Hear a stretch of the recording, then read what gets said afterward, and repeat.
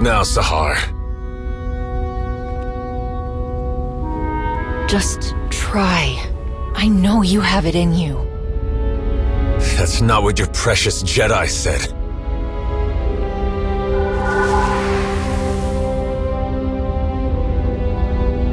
It's what I'm saying.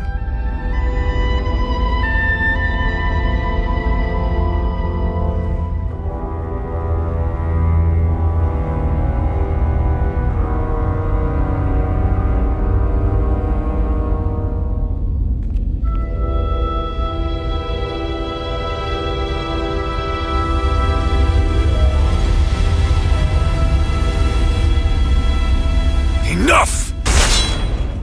I found my way without your sorcery. Hedda cut my slave collar with this. She gave me a choice. Die or fight back. I fought, and I excelled, Sahar. The day I became a Mandalorian, I knew I found my home. I hoped you would find success.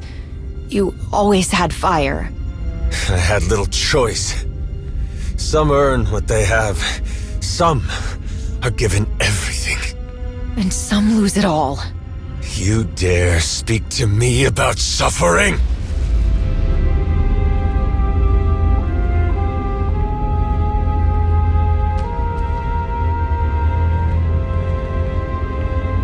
Even the best armor has flaws. Spaces between plates of Beskar steel where blood can be drawn. The events of Ruhnuk have shown me our flaws. I planned for Shevisla to find us. She did.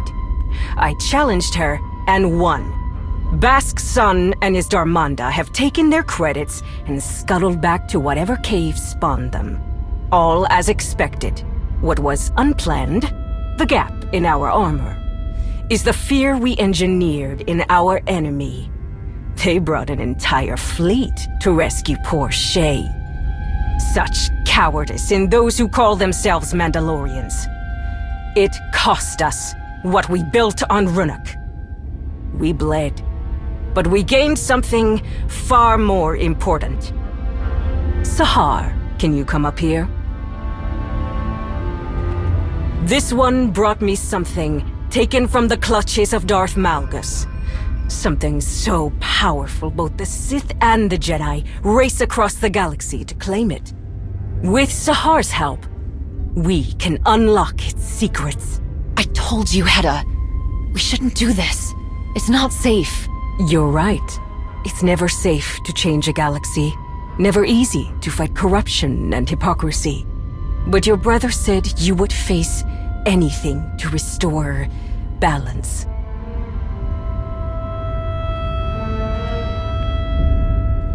Each of you will gather the resources needed to make my vision a reality. You will have your assignments, but none will know the whole plan except myself and Sahar. At long last, we will take back what is ours.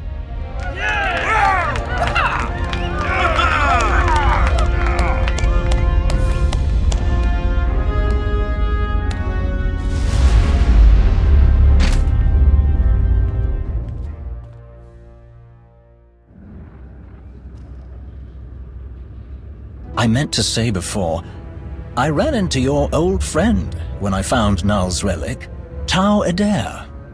She put up quite a fight. She tries so fiercely to hide her contempt, yet she fails spectacularly. Her self-righteousness is a poor mask. She could barely restrain herself during an impartial negotiation on Mek-Shar, and she made a mess of things on Corellia. No doubt we will cross paths with her again. I'm certain the Jedi will not rest until she has rescued the wayward Padawan. Over here! I do believe I've found something.